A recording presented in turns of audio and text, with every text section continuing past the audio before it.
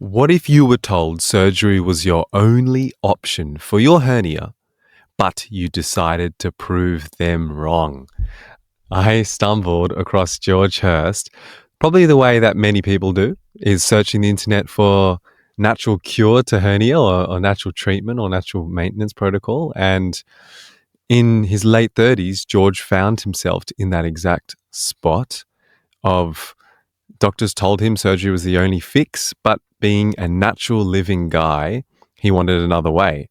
He set out to heal it himself. He documented every step so others could follow along.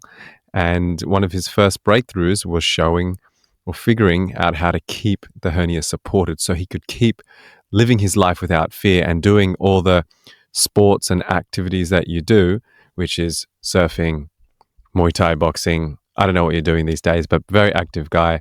So I'm very honored to have you and grateful for you joining us, George.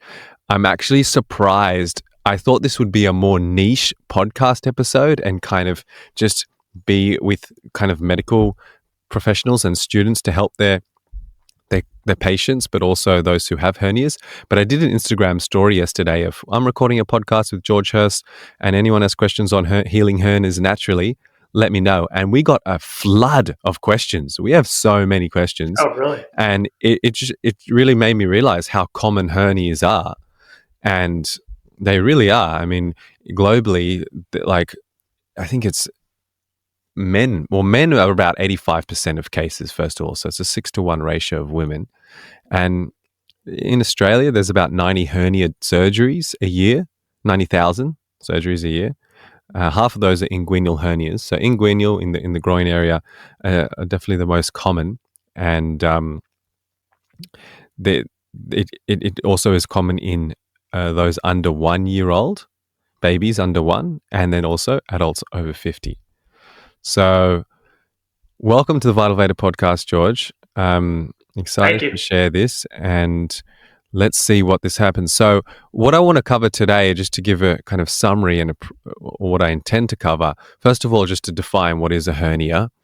I'd like to go into the different hernias, the causes of hernia, and then we can talk about treatment and maintenance and prevention, and also explore all the treatments, including surgery, the very common.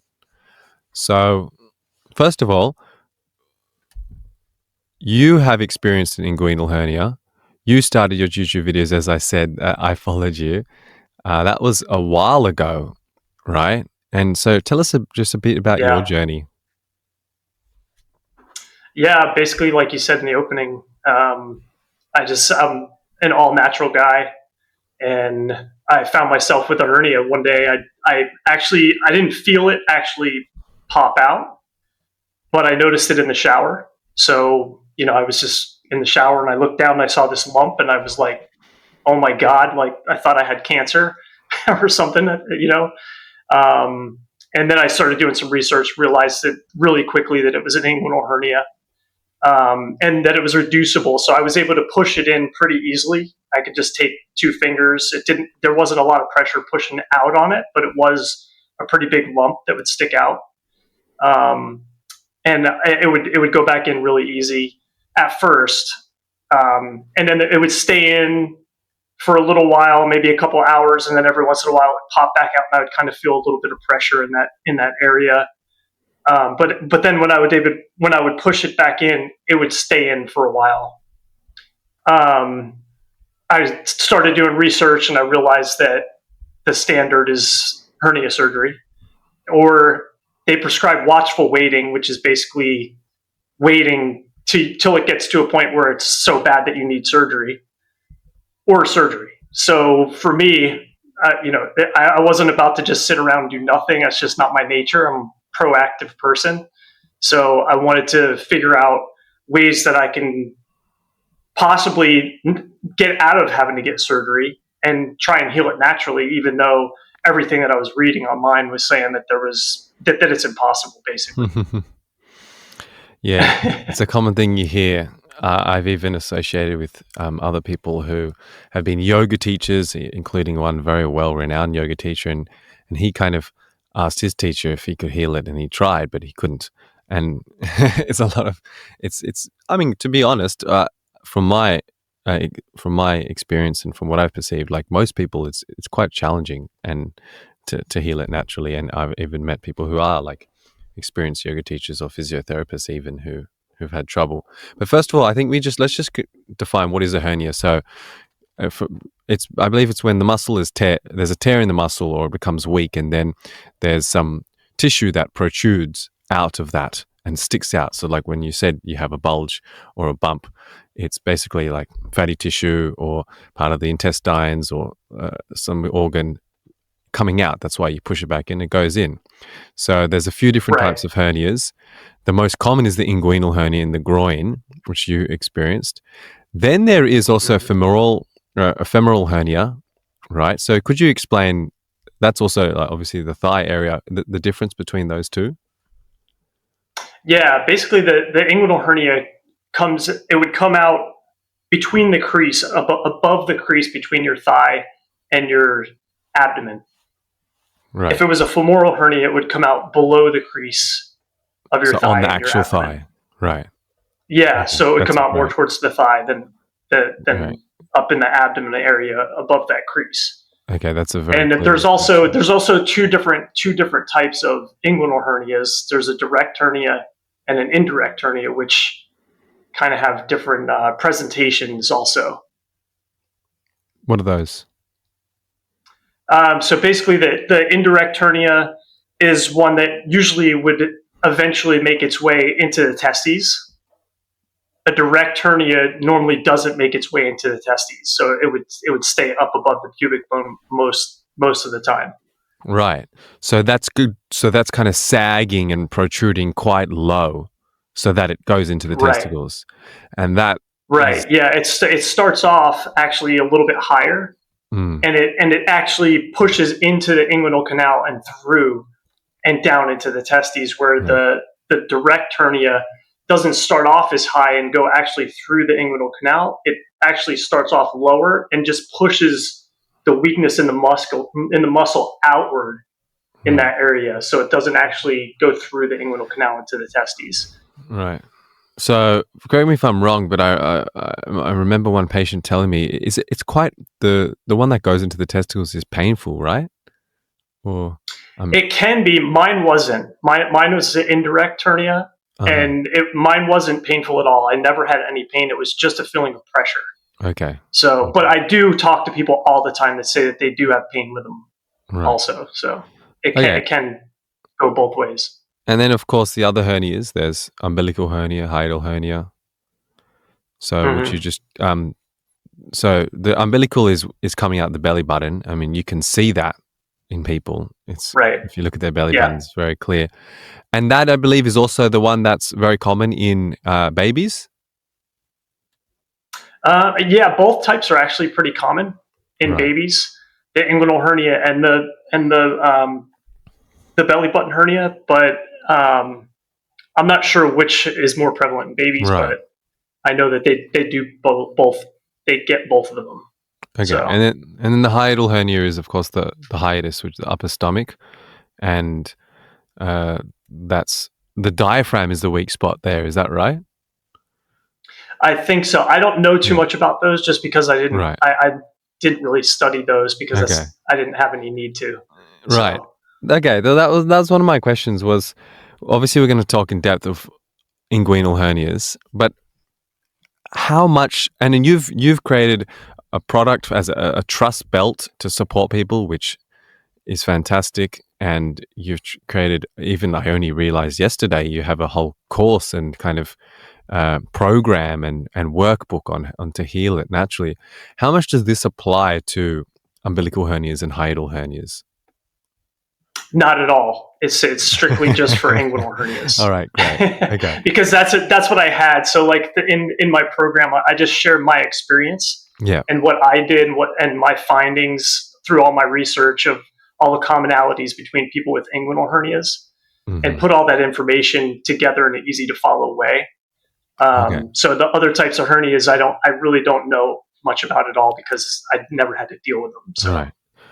And I think it's still valuable for people to listen because I think the principles on what we're going to talk about is diet and exercise, and pranayama or breathing exercises could certainly be applied to a different part of the anatomy when dealing with an umbilical or hiatal hernia. I think a lot of the things you'll hear today is going to be valuable, and maybe not um, a direct protocol to follow, but I think you can apply the same principles of healing an inguinal hernia to other parts of the body.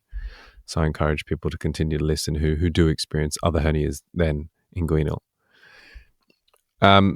So you mentioned it doesn't feel like pain, so or for you it didn't. Sorry, and some people it does, and it's a pressure. It's kind of a tugging effect. It can feel. Of course, the bulge is there. So Mm-hmm. you mentioned you didn't feel it come out at the time. Do you have an idea of what caused your hernia, and what are the common causes of hernia in people? Um, well, I think the original way that I got the hernia, the thing that caused the weakness to be there for the hernia to actually form was I used to fish offshore a lot, and I was be on my boat, and it would be we'd be riding through choppy seas, Mm-hmm. and I realized after I got the hernia, I didn't notice this before I got the hernia, but afterwards, I realized that as we were going through choppy seas, I was constantly smashing the bottom of the steering wheel because I had a leaning post, so I was standing up driving, and I Wow. was constantly smashing the bottom of the steering wheel right above my pelvis, right where the hernia ended up popping out from. Mm. So I think that constant smashing is what made the weakness come up so that the hernia could actually form. Hmm. Very interesting. And what do you Yeah, and see? I didn't realize, I had no idea that it wasn't hard enough to even for me to realize that it was happening. It was just a subtle kind of bumping of the steering wheel. But after I got the hernia, I went out and I went on the boat and realized really quickly, like, wow, it's hit me right in that exact spot, and it probably happened 100 times that day. So I'm pretty sure that Yeah.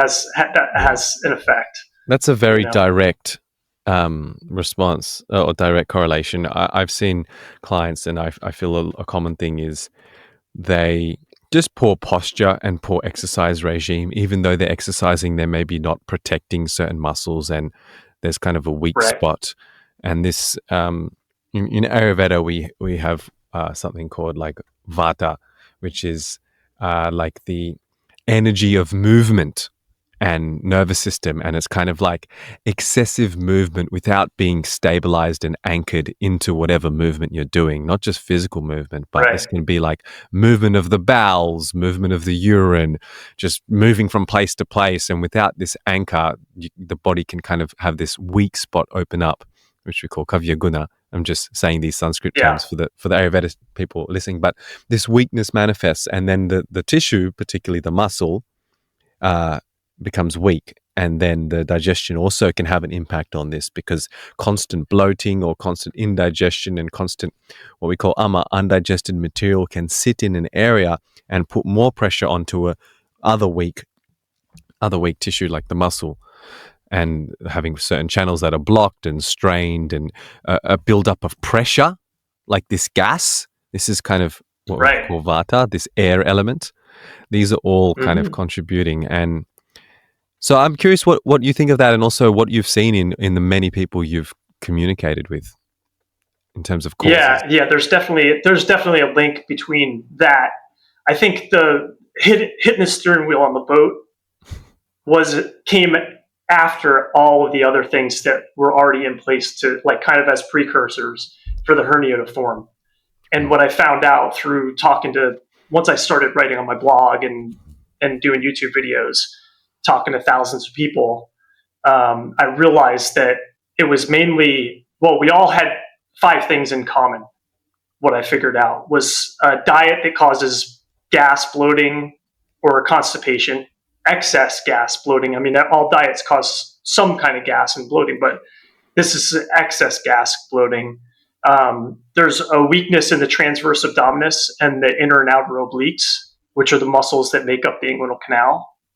Um, Which, just to Limited mobility clarify, in the because those hips. those are super important muscles. Can we just explain a bit more of where they are. Then they're not the abs like Sure. the six pack. They're the transverse, so they're horizontally around that area, right?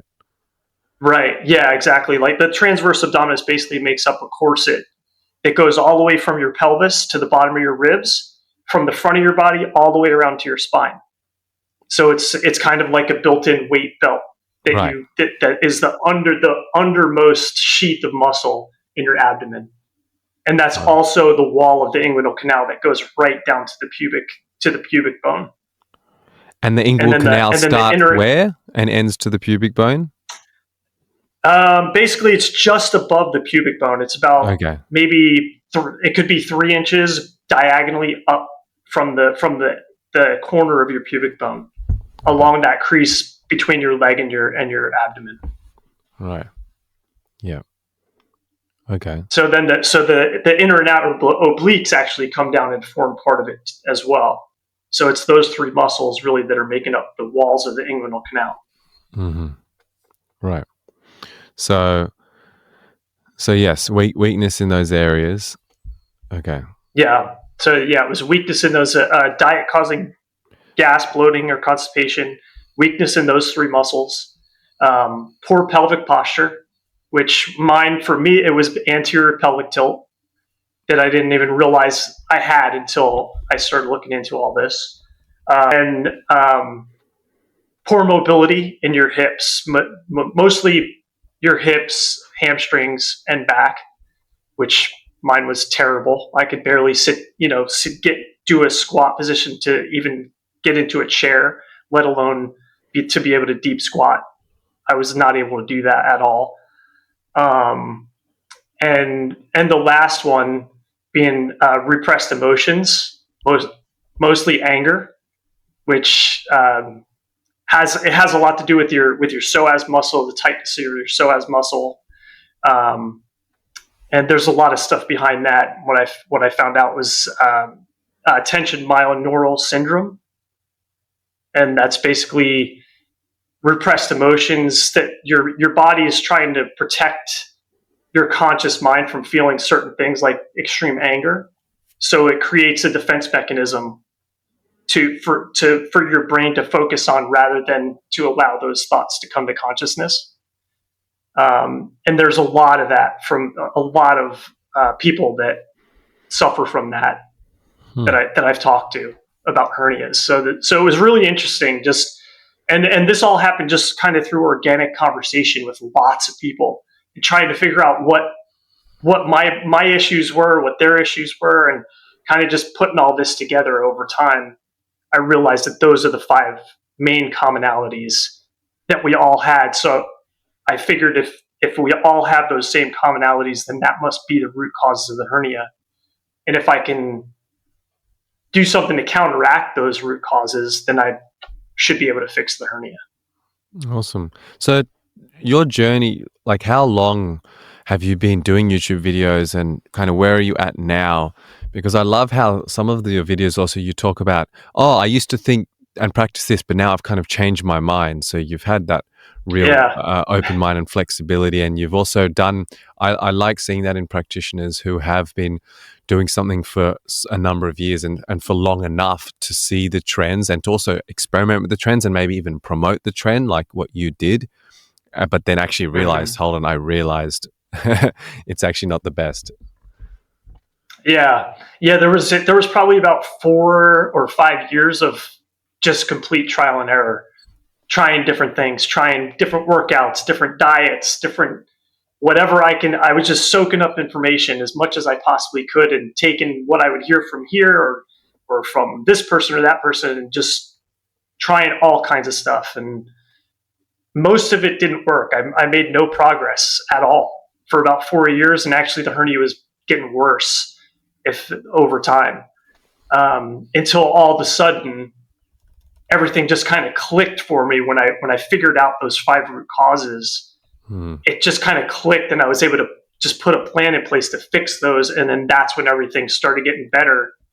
And within that time, it was only about 6 months until my hernia went from the size of two golf balls together to about the size of an M&M. It was really, it got to be just a little tiny bump. And I was shocked actually at how fast it happened because of all the years of trial and error with no progress at all. And then it took about another 6 months after that point to get to a point where it didn't pop out anymore. And at this now where I'm at, I'm completely asymptomatic. My hernia doesn't pop out. I don't have any pressure. Nothing. I don't have to wear a hernia belt anymore. I don't hold back in any of my activities. I'm able to surf, ride motocross, do Muay Thai. Basically, I live like I didn't ever have a hernia. So, wow. And how long have that been for? Since you haven't had it pop out? It's been a couple of years now, probably 3 years, maybe. Fantastic. Great. I start losing track of time because it's been so long that I've been, the journey's kind of been so long that I lose track of exactly how long things were, but it's been probably about 3 years. That's wonderful. And just to clarify, the treatment approach we're going to get into is basically to have the hernia stay in and not protrude so that the muscle wall can heal and close, or the tear in the muscle. Right. How easy is it for a muscle tear to close and repair? That's it. That's the thing. In my research, I never actually found evidence that there was a tear when someone has a hernia, unless there was some sort of blunt trauma from outside.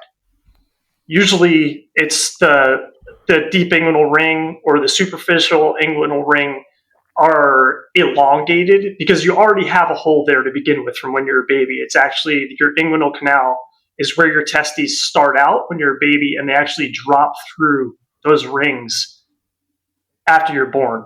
Mm-hmm. So everybody has that hole that's considered, I guess, a weakness in the muscle. And over time, all that excess internal pressure and poor posture and things like that, and it ends up elongating those holes and allowing the intestinal contents or the abdominal contents to push through those holes. Mm-hmm. Mm-hmm. So I haven't been able to find anywhere that there's actually tear. Right. So I think that's a bit of misinformation that is used to scare people. Right. Or maybe I'm wrong and it actually does happen. But in my research, I wasn't able to find any incidences of that. So also, can it be? So it's more about strengthening the muscle, right? And getting the intestinal content or the abdominal contents to stay behind the wall, rather than to actually fix a tear in the muscle. Right. Okay. So rather than having a kind of flubby, weak intestinal, the muscle is flubby and weak, so that you can actually hold it, can be more firm and hold the intestines. Right. Yeah, that feels more right than a tear. Okay. Yeah. And so the conventional approach, of course, is surgery. And what I commonly hear from people is it's a very straightforward surgery and it's successful. People don't seem to have recurring things. Would you agree with that? No, because every day I talk to people who have their lives ruined by surgery, just because of the business that I'm in with the hernia belts. And there are not, and I'm not saying that surgery is not a good. It's not right for some people. For some people, it can be, and it can be great, and they could have surgery and never have any issues. But when it goes wrong, it goes really wrong, like nerve damage and post-operative pain, things that they weren't, that weren't as bad as what they were dealing with before, or that are way worse than what they were dealing with before when they had hernia. So that's what kind of turned me off to even have the idea of getting surgery. It was that kind of thing I didn't want to have to deal with, because the symptoms of the hernia for me weren't that bad, other than just the lump being there and it being on my conscience all the time, that I could have an emergency, or, my intestines were going to blow out, and, I was going to have some sort of emergency situation. Right. And of course, I assume you're speaking to a lot of people who are having laparoscopy surgery as well, laparoscopic? Yeah. Right. Yeah, both laparoscopic and open surgery. Right. But I think for the most part, most people are having laparoscopic surgery with mesh. Right. So, just to clarify, of course, laparoscopy is pretty. I like it in terms of other surgeries that my patients have. It's kind of I guess a bit more safer, but with hernias, it's essentially they push it back and they put a mesh in it to strengthen the muscle, just like we're trying to strengthen it. And like George will share ways that you can begin to research and strengthen your own muscle, but they'll just push it in and put a mesh in it to strengthen it itself. Right. It's important to know, to clarify, that people do have those conditions, and also people just don't like going through surgery. Like when I did this post on Instagram, there were so many people like, I don't want to go to surgery. I want to prevent it. I think just people don't like to go under and have their body cut up, which I understand, of Yeah. course. Yeah. Uh, Me too. uh, Now, can I just ask before we move on? A couple things. One is hernias getting worse. So this watch and wait approach. How? Okay, so we've got a weak flubby muscle. We have some organs protruding it. That's just going to get worse, right? Because of gravity and because of movement and the pushing. Is that why? And how quick can it get worse? Yeah. Yeah. I think that's accurate, and I think it can happen pretty fast. It happened for me pretty fast. I would say within 2 months, it went from being able to be reduced and stay reduced for a couple hours or even a full day to getting to the point where as soon as I got up out of bed in the morning, it would pop out and I couldn't get it to stay back in. I could push it in with my fingers, and if I held my fingers over it, I could keep it in. But as soon as I moved my fingers away, it would pop right out. And that happened within about 2 months. Right. But that was also, I stopped doing any kind of ab exercises once I figured out that it was a hernia, because I wanted to test it to see if I stopped doing ab exercises, if it would get worse. And it did. So that kind of got me thinking, like, okay, if it got worse with no exercise, then I can make it better with exercise. And that's when I started trying to find the exercises to actually target the area to strengthen those muscles. Right. So it happened very fast. And of course, some exercises can irritate it, but we'll go into that in a bit. So, and just last thing before we go into the treatments, I just want to ask about children. Do you have any experience with babies?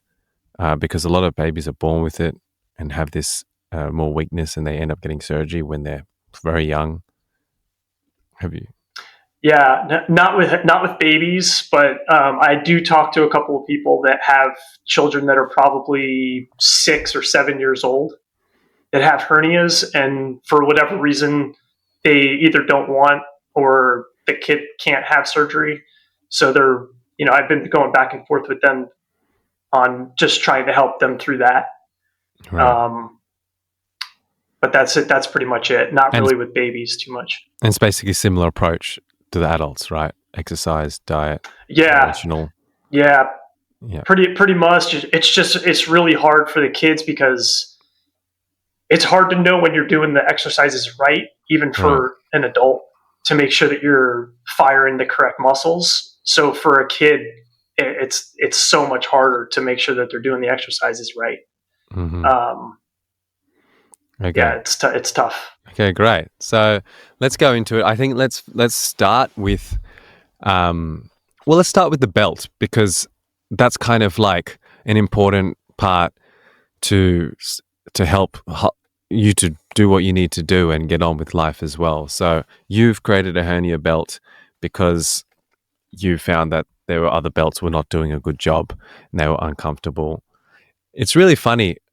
So I have an inguinal hernia, and I was doing I had to do some radical Ayurvedic detox procedure called vamana, which is therapeutic vomiting.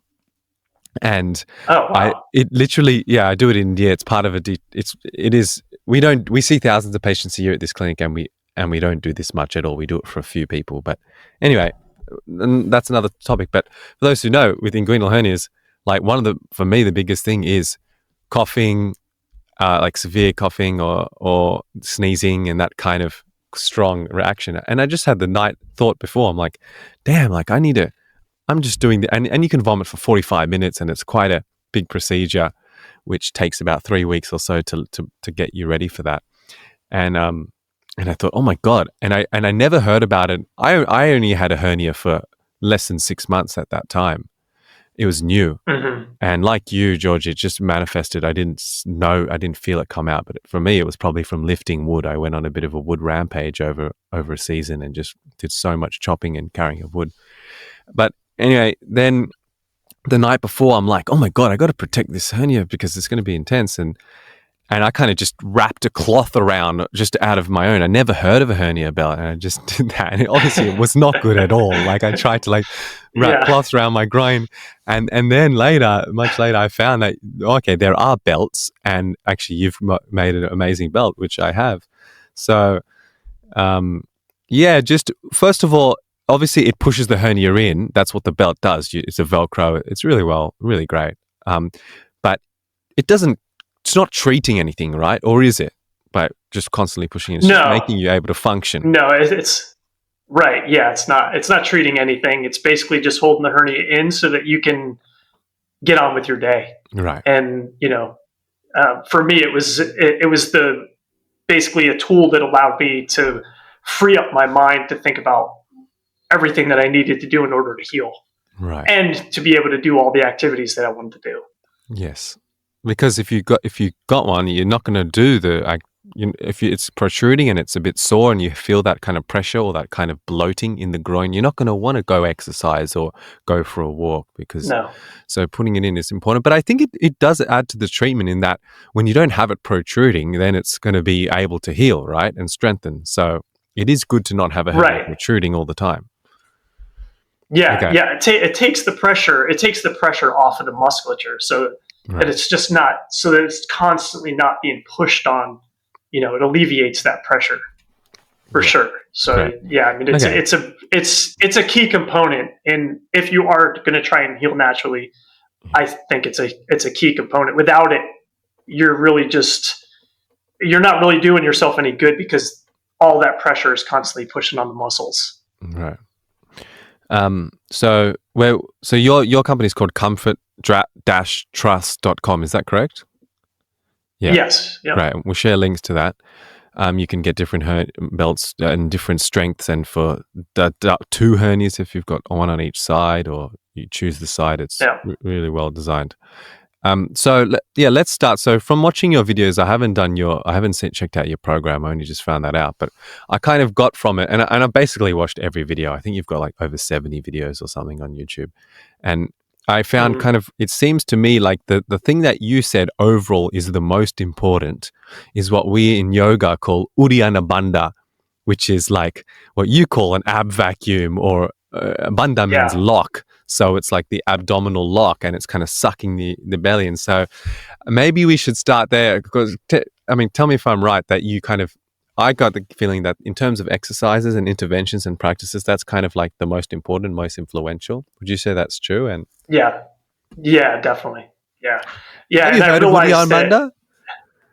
I have. I've heard that word, but only since I posted those videos and people say, "Hey, this is what that is." Right. So I have heard of it, but the one difference is that you during Uddiyana Bandha, which is literally what you were doing, you called it ab vacuum. You say to flex the muscles that you use to hold urine in, or to hold it in. When in Uddiyana Bandha, usually what you would do is you would do a similar thing, but instead of the muscles to hold urine, it would be the perineum actually. But when you're holding the perineum, is most people are going to kind of flex and tense the rectum as well as the muscles to hold urine in. So tell us a bit about. It's basically it sounds like about the same thing. And I also, like in the middle of that, I also try to use the cremaster muscle to pull the testes up towards the body, so that it's basically all the pelvic. It feels like it's all the pelvic floor muscles are being utilized to kind of pull up and hold. Right. And I think what I figured out when I first started doing that exercise, it was to build strength. I thought I was building strength in the muscles in the correct spot to be able to hold the hernia in, which it does. But over time, I realized that wasn't the most important part of it. It was actually creating the mind muscle connection to keep those muscles firing all day long and keep those muscles tight, like what you were saying in the beginning, to move through life with muscles that are strong instead of just allowing those muscles to be flabby. And when you sit in a chair, you just kind of let your gut go. The more you do that exercise all throughout the day, at different times of the day, in a seated position, in a standing position, in a laying down position, the more that mind muscle connection gets created and the more tight that muscle will stay throughout the whole day. Right. This is super interesting because there's a bit of a conflict here that I have. And that is, with a lot of people, their muscles are too activated. Like, I'm not talking about hernia. I'm talking just general. Mm-hmm. Especially women, they're sucking their stomach in. They're holding this tension because they don't want the belly to come out. And that is also actually creating tension and stress and menstrual issues. I see it a lot. Like some women, or especially women, so many people, all genders, for example, they lie on my treatment table and I start to palpitate the abdomen or massage the abdomen, it's hard. I'm like, relax your belly. Let it be like a baby's belly. Let it be like the Buddha's belly. And then it softens and they can release some of that stress. So it's a very interesting thing because that's what I am a big proponent of people having a relaxed abdomen. Of course, you don't want it to be too relaxed so that the muscles become weak. But there's a fine balance there. And then I guess if you do have a hernia, then maybe it is more on the side of you need to every day keep awareness of the tension. I mean, when we're stressed, we hold up tense in our belly. You can just see if you're, whatever makes you, even if you're just walking or have a phone call, okay, relax. Everyone listening to this podcast right now, relax your belly. Let it come out like a baby's belly. Like it probably was tense, right? So it's interesting balance. Yeah. And I think it might be different muscles that you're utilizing to do that too. Like if you're holding your stomach in, you're using a different set of muscles that are much higher to kind of have, if you want to look like you have a six pack or, women look like they want to have a flat stomach. This is much lower. It's a much lower tension that you're holding, like just above your pubic bone. That's not really aesthetic. Like you wouldn't know if I was actually holding it right now. Even if I had my shirt off, you wouldn't know. So, I think there is kind of maybe a fine line between actually holding your stomach in and just keeping the muscles tight that need to be tight in order to hold the hernia in. Yeah, I love that. And if everyone listening wants to try that, like kind of flex your pelvic muscles, the pubic bone, hold them up, that really gives your body a good structure and supports you structurally and makes you be able to stand strong and also even move your arms strong. So I think that is, and the cause, as we explored, like that's, I think with me, like the cause of a lot of people is that weak pelvis. And that feels good to keep that active and strong. Yeah, so, definitely. Okay, that's great. Especially when your pelvic posture is correct. If your pelvic posture is not correct, it's a lot harder to even get those muscles to fire correctly because if your pelvis is an anterior pelvic tilt, you got tight hip flexors and everything's just kind of out of whack. So once you get the pelvis in the correct position, it's a lot easier to target those muscles, and make that mind muscle connection so that they're firing. And just for the listeners, anterior pelvic tilt is super common. It's kind of like a bit of an arch back. It's like when the top of your hips are forward, and you kind of curve your back more, right? Right. Yeah. Yeah, your butt kind of sticks out. You're right. Your stomach, your stomach sticks out. I actually have a picture on my blog of me when I was a kid, and you could see like I had a big old belly that would just stick out. Me and my brother we both have the same exact body type, big bellies. And I realized, like as I was growing up, I got self-conscious of it, as I became a teenager, and I would hold my stomach in, like what you were saying, to make it look like I didn't have this big belly sticking out. But what I didn't realize is that I was having to do that because of the anterior pelvic tilt is what was making my belly stick out because my pelvis was tilted forward. Yeah. And that's also something that you can bring awareness into everyday life of bringing the top of the hips back and maybe the pubic bone or the coccyx as well a bit forward, the coccyx rather. So the tailbone, moving it a bit forward and definitely straining. So with the Uddiyana Bandha, how often do you recommend to do it in general? I would try to get 100 reps per day. Wow. Not not all at one time, but break them up throughout the entire day. Maybe do 10 in the morning when you're just laying there in bed. Do another 10 when you're standing in the kitchen cooking breakfast. Do another 10 when you're sitting at your desk in your chair. Just all throughout the day in all different positions. Nice. And probably I would try to get 100 per day. Amazing. Okay, great target. I like the strong target. So with Uddiyana Bandha, we're exhaling fully and then we're sucking in the abdomen. We generally do that for basically as long as you can hold it on the exhale, which is not that long for people. It's hard for them to, especially when you're pulling your muscles up. Is that kind of what you as well do? You kind of hold it out as long as you can, the breath? No, I would normally breathe out as I suck in. I would breathe out, but then I would breathe shallow breaths while I was holding it. Right. So that interesting. I guess I just wanted to program my mind to be able to breathe while I was holding it and not have to hold my breath in order to make that happen. Right.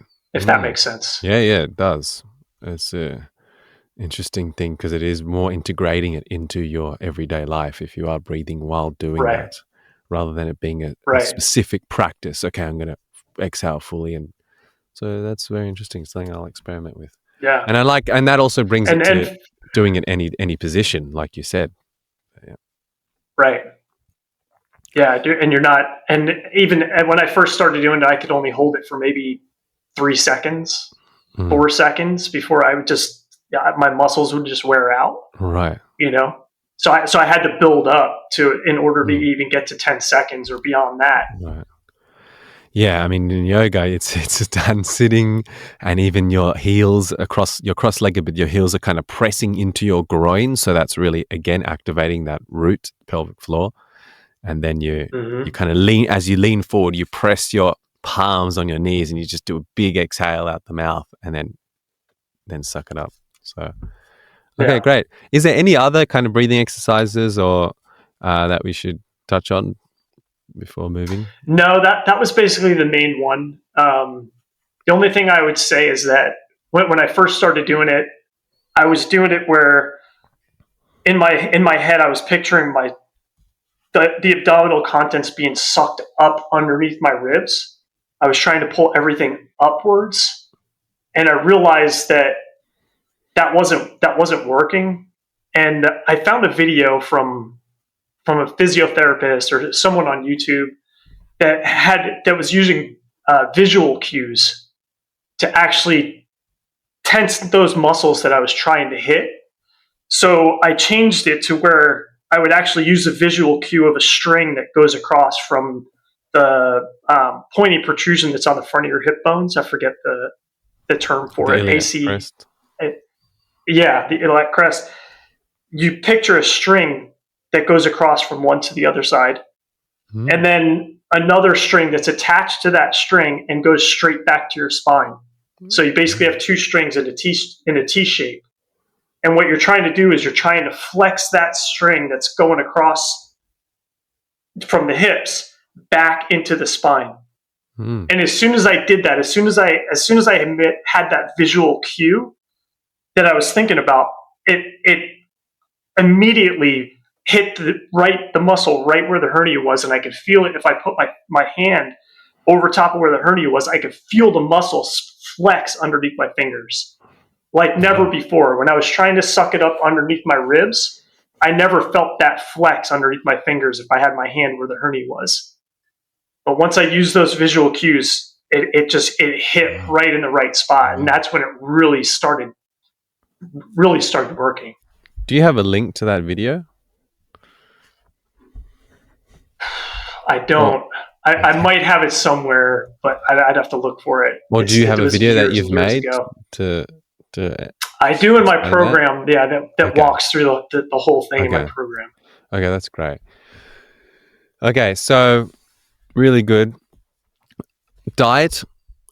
I mean, I'll just start, as I said, the vata, the air element, the gas.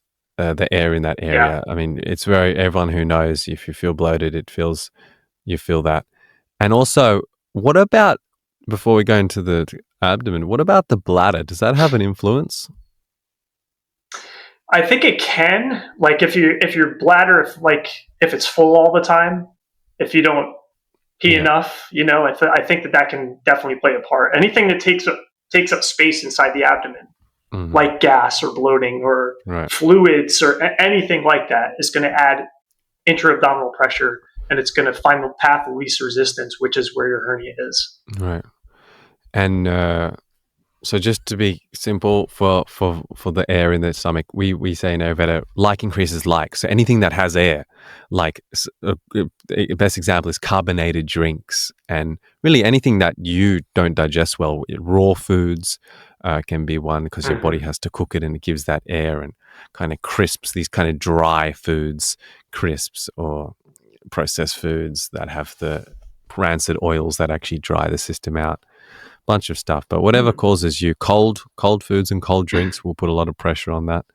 Rather than it's hot, kind of softens and makes things a bit uh, less hard in that way. Makes the gas less hard. And but yeah, it's just look after your digestion. Don't have things that are hard to digest. Use digestive Yeah. aids like Shodhanavati and different herbs. Anything you want to Yeah. specifically mention with diet? Whatever. Um, no, just it ended up being gluten Mm, and dairy were my two culprits that were causing a lot of bloating and excess gas. right. Um, and I did a 30-day elimination test basically to figure that out. So Right. I didn't eat cheese or any dairy for 30 days. And then on the 31st day, I had a slice of cheese, and it immediately caused excess gas and made my hernia pop out. I was like, okay, cheese definitely has a negative effect Mhm. on my digestion. So I cut it out. Yeah. And the same with gluten. And those two things, those were probably, I would say diet is probably the fastest. It will have the fastest effect on your hernia when you change your diet. That's the fastest way to make positive changes. Right. Awesome. Glad you mentioned. And well, yeah, to learn more about diet, you can check out Vital Veda and Essence of Nutrition. We got programs on diet, and of course, I uh, George will have also diet segments in his program, I'm sure. Um, anything Yeah, else like the tricky thing for diet is that it's just so different for everyone. Like exactly? what worked for me might not work for you. So it's really just a test and see That's why we what's going have to a work for you. program, Essence of Ayurveda Nutrition, which is learning the principles of nutrition according to natural law, which is what Ayurveda is. It's the laws of nature. And then applying that Right. to your unique physiology, your unique constitution, also where you are in the world, and what's your habitat, Mm-hmm. your climate, and your tradition and your culinary preferences. So understanding the laws of nature in relation to nutrition and food and diet, and then applying that to your unique situation. And that's why for you, gluten and dairy, I mean, yes, they're too hard to digest proteins, but you always hear about people going to Europe and not having issues with with the gluten there. They can eat the wheat there, but then they go to Right. US and they can't eat it there. So Yeah. yes, one is definitely Yeah. the type of wheat. Is it processed? Is it GMO? How fresh is it? But if it is, freshly baked sourdough from an ancient grain source, and you have good digestion also, then yeah, I've worked with celiacs who have reintroduced wheat through improving their digestion and then Yeah. slowly reintroducing. So it's not fixing the issue. It's just you've got to kind of work at the root cause of why you can't digest these things. And of course, making sure they're not Yeah. processed forms of those foods. Right. So, Yeah. yes. So, anything before exercise? Any other segments to? I mean, let's touch base on the emotional thing you mentioned. This is a common theme we have in Ayurveda. It's like, okay, you hold emotions. I mean, molecules. There are these molecules of emotions, especially in the fat cells, but our tissues do tense, and if we're in flight or fight, we tense up. Our muscles tense, or so. Let me touch on that. Yeah. Yeah. That one was actually a kind of surprise for me. I wasn't even thinking at all about anything like that. Um, I was thinking purely physical, exercise and things like that. definitely nothing mental. Um, and then I was talking to somebody that was going through the same thing, dealing with a hernia, and he recommended a book by Dr. John Sarno called "Healing Back Pain: The Mind-Body Connection." And in that book, he walks you through what tension myoneural syndrome is, how it occurs, how it presents. I was reading this book, and he was talking to me exactly. He was explaining my personality, my everything was right there on the page. And I've been dealing with back pain since I was 18 years old. For my entire adult life, I was like the hurt back guy. Sometimes my back would go out, and I'd be laid up for a week on the floor, not able to move because my torso would be off from my hips, and just really, really bad. And just reading this book, just in the deep understanding of what was going on, I read that book, and I read one other book called The Great Pain Deception. Well, not even the whole thing, maybe about a quarter of it, that just explained a little bit deeper what TMS was and how it was working in the psyche. And my back pain was completely gone. And I haven't had back pain since then. And at the same time, my hernia went away. So there was definitely it was definitely having the same effect with my hernia and my back pain. There's definitely a correlation to it. So fantastic. Yeah, it was crazy to me. Amazing. So in regards to exercise, we're not going to go into it, but just because it's not so easy to do via audio, but you can check out George's programs, and you've got a whole bunch of exercises. Essentially, as we talked about, you're strengthening the transverse abdominis and the obliques. Those are like the main muscle groups or muscles, right? Right. And they're not that easy to access, right? Like no, they're not. That's the trick with these exercises, and that's why, like you mentioned, like the Uddiyana Bandha is like not so much like a muscular thing. It's more that memory and pulling up experience, which is interesting because you do some of these exercises, and I've been recommended exercises from chiropractors and physios, and they're so subtle. But I think that is with these muscles, right? They're more subtle exercises. It is, yeah. And it's funny because when I first started doing them, I'm just the type of person that I'm going to go all in. I'm going to go 100%. I'm going to crush this, and I would do them every day. And my hernia got worse. The more I did the exercises, the worse my hernia was. And I realized that I needed to take a step back and actually allow the muscles to recover. And I realized that I could only do it about 2 times a week. And any more than that would actually have a negative effect. So you really have to take it slow, start off slow, and then just allow your muscles to recover in between workouts. And that also adds that there are certain exercises that will irritate it. Like I think it's like leg lifting, right? If you're just lifting up and down and working the abdomen, the abs, that could irritate. Yeah, there's a lot of the exercises that I did were leg lift type exercises. Yeah. So, but you were doing more diagonal, like you were doing like these V's and spreading the legs. Right.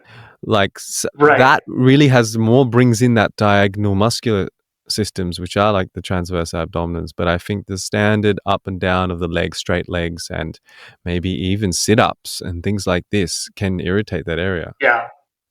Yeah.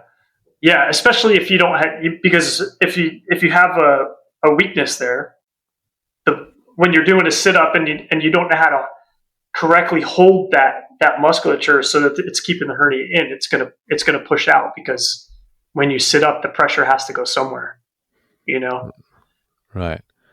Okay. Well, that's great. I'm so glad you joined, George. Is there anything else to add? One more thing I have. What did you have, or have you come across any correlation between an inguinal hernia and sexual health or sexual intimacy? Not really for me, no, other than the confidence aspect of it. Because, for when my hernia was bad, I wouldn't want to I wouldn't want my wife to see me without my clothes on because it was embarrassing. And sexual health, a lot of it is all about confidence. So without that, it definitely can have a negative effect. But as far as like physically, I didn't experience anything negative like that. And you haven't come across people who have? Um, not really. Most of the people that I talk to about it, it's more of on the mental side, on the confidence Right, side. right. Yeah. So that's great. And one thing I just will again add it, haven't touched on it enough, and I forget because is constipation, and having regular bowel movement is super important. Again, that pressure can really influence. So whatever, we talk a lot about that in Ayurveda and on Vital Veda on how to have every day a complete bowel motion before any food or coffee. And you can use Mhm. herbal support, which helps your body to have to activate its own waste removal mechanisms.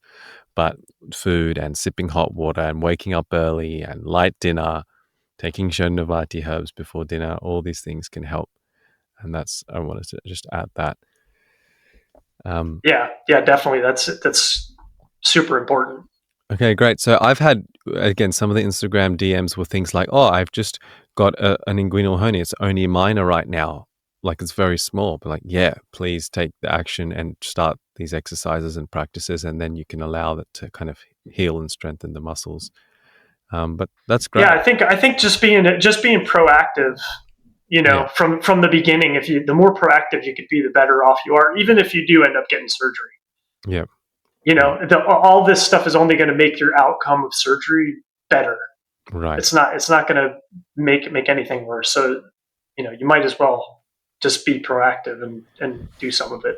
Yeah, and I mean, I wonder how common it is in weightlifters, who do weightlifting as a sport. I just see, like, I can just imagine Oh and yeah. cringe at looking at that. Yeah, I'm sure there's Because plenty. they wear belts and stuff. I mean, yeah, not just all types of hernias. All right. Well, Hmm. that's great, George. Is there anything else you want to mention, or Not that I can think of. thank you I so think much. we So, if you, covered everything pretty well. yeah, I really appreciate it, and just definitely check out comfort-trust.com, and you can get the belts there. You can check out the proactive approach to hernia intervention, which is looks wonderful, and um, that includes like online community as well. Is that right? Yeah, it does. Yeah, That's very yeah, and the valuable. ability to ask me questions directly. So I always prioritize all the community questions before any of my Mhm. social media or anything Yeah, like that. yeah. So Which it seems you kind of dialed down now anyway. That you're kind of past that. Is that? yeah, I'm just trying to do like interviews like this, or like I'm trying to find other people that have healed their hernias naturally that Right. I could interview, Mhm. things like that, so that people can get a different perspective other than just my experience, because Yes. my experience is just it's Yeah. just what I did. So Yeah. that there could be plenty of other things that might Yeah. help that I don't even know about, or that I didn't try. Yeah. So Okay. Thanks so much, George. yeah, no problem. Thanks for having me. I appreciate it. Thank you.